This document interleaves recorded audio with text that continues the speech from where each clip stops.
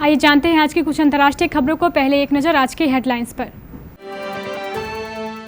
इस दिवाली चीन को झटका देगा भारत।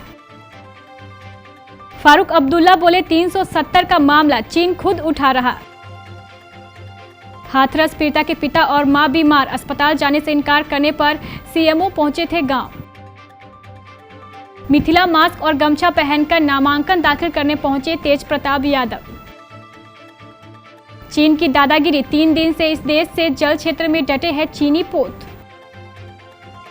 इमरान के खिलाफ पाक में जबरदस्त असंतोष। शी जिनपिंग से दोस्ती, ओली के लिए बनी झीका जंजाल। एसबीआई की ऑनलाइन सर्विस हुई ठप। कंगना रनौत ने बॉलीवुड को गटर बताया। आईपीएल की mid season player transfer window खुली। लद्दाख में जारी तनाव के बीच दिवाली पर चीन को झटका देने की तैयारी है। राष्ट्रीय कामधेनु आयोग ने इस बार दिवाली के लिए 33 करोड़ इको फ्रेंडली दिए बनाने का लक्ष्य रखा है। ये दिए गाय के गोबर से बनाए जाएंगे और अगले महीने इन्हें मार्केट में उतारा जाएगा। आयोग के चेयरमैन बल्लभ भाई काथेरिया ने बताया है कि इसके पीछे मकसद चीनी उत्पादन को खारिज कर मेड इन इंडिया को बढ़ावा देना है। 2019 में गठित हुआ यह आयोग स्वदेशी मवेशियों के संरक्षण और संवर्धन पर जोर देता आया है। नेशनल कॉन्फ्रेंस के अध्यक्ष और श्रीनगर से लोकसभा सांसद डॉक्टर फारूक अब्दुल्ला के अनुच्छेद 370 को चीन से जोड़ने वाले बयान से बवाल मचा हुआ है। वहीं अब्दुल्ला ने भास्कर से एक टेलीफोनिक इंटरव्यू में अपने बयान पर सफाई दी। उन्होंने कहा कि अनुच्छेद 370 का मामला चीन खुद उठा रहा है, इसमें फारूक अब्दुल्ला को बोलने की जरूरत ही नहीं है। जम्मू कश्मीर के पूर्व मुख्यमंत्री और पूर्वी केंद्रीय मंत्री फारूक अब्दुल्ला अपने बयानों से चर्चाओं में रहते हैं। हाथरस कांड में एक और सीबीआई टीम घटनास्थल पर पहुंचकर जांच कर रही है। वहीं दूसरी ओर पीड़िता के पिता और मां की तबीयत बिगड़ गई है। दोनों को अस्पताल ले जाया जा रहा है। उनके साथ परिवार का एक सदस्य और भी है। वहीं भाई को घटनास्थल पर ले जाया गया है, जहां सीबीआई टीम मौजूद है। बता दें कि पीड़िता का परिवार सोमवार रात को ही लखनऊ से हाथरस लौटा है। पीड़िता के पिता का अचानक बीपी बढ़ गया। हालांकि उन्होंने पहले अस्पताल जाने से इनकार कर दिया था। इस पर सीएमओ ब्रजेश राठौर गाँव पहुंचे और उनकी बात सुनी। इसके बाद वह अस्पताल जाने को राजी हुए।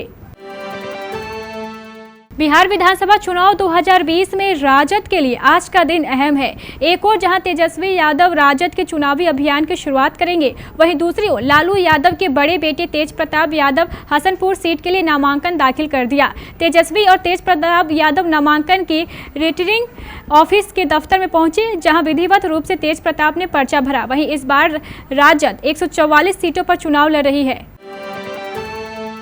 चीनी तटरक्षक बलों के 2 जहाजों के विवादित पूर्वी चीन सागर द्वीप समूह से लगे जापानी जल क्षेत्र में प्रवेश करने और मंगलवार तक लगातार तीसरे दिन वहां से हटने से इनकार करने के बाद जापान ने चीन के समक्ष विरोध दर्ज कराया है। जापानी अधिकारियों ने इसकी जानकारी दी। जापानी तटरक्षक अधिकारियों ने बताया है कि चीन के 2 जहाज जापान के दावे वाले जल क्षेत्र में रविवार की सुबह घुस गए और मछली पकड़ने वाली जापानी नौका के पास जाने का प्रयास किया, जिस पर चालक दल के 3 लोग सवार थे।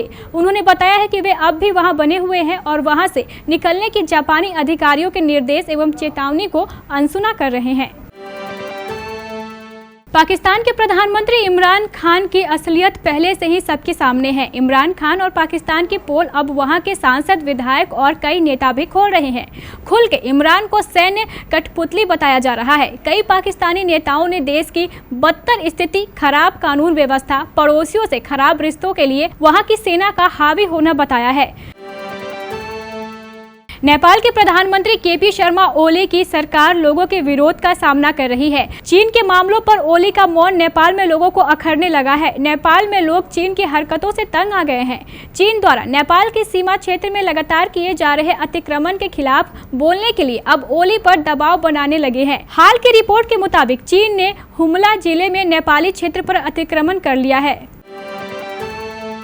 देश के सबसे बड़े सरकारी bank state bank of India की ऑनलाइन बैंकिंग सेवा आज ठप हो गई। बैंक ने ट्विटर के जरिए इसकी जानकारी दी। हालांकि बैंक के एटीएम और पीओएस मशीनें काम कर रही हैं। बैंक ने ट्वीट में लिखा है कि हम अपने ग्राहकों से अनुरोध करते हैं कि वे हमारे साथ बने रहें। जल्द ही सामान्य सेवा फिर से शुरू हो जाएगी। बैंक ने बताया है कि कनेक्टिविटी के कारण ग्राहकों को ऑनलाइन बैंकिंग सर्विसेज को इस्तेमाल करने में दिक्कतों का सामना करना पड़ रहा है। कंगना रनौत ने एक बार फिर बॉलीवुड पर निशाना साधा। एक्ट्रेस ने बॉलीवुड को गटर करार दिया। यह भी कहा है कि बड़े हीरो जवान लड़कियों का शोषण करते हैं। दरअसल कंगना ने उन प्रोड्यूसर को आड़े हाथों लिया जिन्होंने कुछ न्यूज चैनल्स और पत्रकारों की रिपोर्टिंग को गैर जिम्मेदाराना और आपत्तिजनक बताते हुए उनके खिलाफ दिल्ली हाईकोर्ट में याचिका लगाई है। इंडियन प्रीमियर लीग 2020 का आधा सीजन पूरा हो चुका है। सभी टीमें 7-7 मैच खेल चुकी हैं। मंगलवार से मिड सीजन ट्रांसफर विंडो खुल गई है और 5 दिन तक यह विंडो खुली रहेगी। इसमें फ्रेंचाइजी टीमों को अपनी पोजीशन मजबूत करने के लिए दूसरी टीमों से खिलाड़ी ट्रांसफर करने का मौका मिलेगा। साथ ही जो खिलाड़ी अभी तक टीमों की स्कीम में फिट नहीं हुए हैं, फ्रेंचाइजी उन्हें ट्रांसफर भी कर सकती है। सोमवार को रॉयल चैलेंजर बेंगलुरु और कोलकाता नाइट राइडर्स के बीच खेला गया मैच सीजन का 28वां मुकाबला था। अब सभी टीमें 7-7 मैच खेल चुकी हैं।